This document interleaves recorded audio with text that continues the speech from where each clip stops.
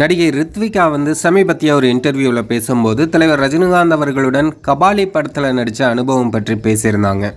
கபாலி படத்தில் ரித்விகா தலைவர் ரஜினிகாந்த் அவர்களை சட்டையை பிடிச்சி உழுக்கிற மாதிரி ஒரு காட்சி இருக்கும்.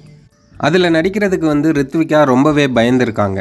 ஏன்னா தலைவர் போல் ஒரு சூப்பர் ஸ்டாரை போய் நம்ம சட்டையை பிடிச்சி உழுக்கிறதெல்லாம் என்ன நடக்கும் அப்படின்னே தெரியலையே அப்படின்னு ரொம்ப பயந்துகிட்டே இருந்திருக்காங்க.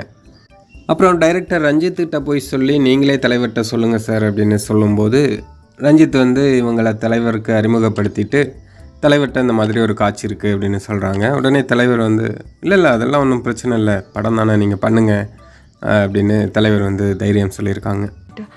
அதில் நோ ப்ராப்ளம், அதெல்லாம் ஒன்றும் பிரச்சனை இல்லை, நீங்கள் என்ன பண்ணுமோ அது பண்ணுங்க அப்படின்ட்டாரு. அப்பயும் ஒரு பயத்தோட தான் அது பண்ண. அதுக்கப்புறமா அந்த காட்சியில் நடித்து முடித்த உடனே தலைவர்கிட்ட போய் ரித்விகா சாரி சொல்லியிருக்காங்க. அதுக்கு தலைவர் இதில் என்ன இருக்குது, ஒன்றும் பிரச்சனை இல்லை, ரொம்ப நல்லா நடிச்சிங்க அப்படின்னு அவங்கள பாராட்டியிருக்காங்க தலைவர். முடிச்சதுக்கப்புறம் போய் சாரி கேட்டு நோ அதெல்லாம் ஒன்றும் இல்லை, ரொம்ப நல்லா நடிச்சிருந்தீங்க அப்படின்னு சொன்னார். மேலும் தலைவர் ரஜினிகாந்த் அவர்களை பற்றி ரித்விகா பேசும்போது தலைவர் அவ்வளோ ஸ்பீடாக நடப்பாங்க, ஜிம்மில் இருக்க அந்த ட்ரெட்மில் கூட அந்தளவுக்கு ஸ்பீடாக சுத்தமானு தெரியாது, ஆனால் தலைவர் ஃபாஸ்ட்டாக நடப்பாங்க. அது மட்டும் இல்லாமல் எல்லாரையும் மனதார பாராட்டுவாங்க. அவங்களுக்கு தெரிஞ்சவங்க, பழக்கமில்லாதவங்க, இப்படி யாராக இருந்தாலும் சரி அவங்க நல்லா பண்ணும்போது அவங்கள கண்டிப்பாக பாராட்டுவாங்க அப்படின்னு ரித்விகா பேசியிருந்தாங்க.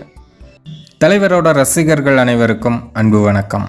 நம்ம சேனலோட வளர்ச்சிக்கு நீங்கள் உதவணும் அப்படின்னு நினச்சிங்கன்னா ஸ்க்ரீனில் தெரிகிற கூகுள் பே, ஃபோன்பே நம்பருக்கு உங்களால் முடிஞ்ச உதவிகளை பண்ணலாம். நீங்கள் பெருசாக தான் உதவி பண்ணணும் அப்படிங்கிற அவசியம் இல்லை. நீங்கள் கொடுக்குறது ஒரு 10 ரூபாயாக இருந்தாலும் நம்ம சேனலோட வளர்ச்சிக்கு அது மிகப்பெரிய உதவியாக தான் இருக்கும். நீங்கள் இதுவரையும் கொடுத்த ஆதரவுக்கும் இனிமேல் கொடுக்க போகும் ஆதரவுக்கும் நான் தலைவணங்கி நன்றி சொல்லிக்கிறேன்.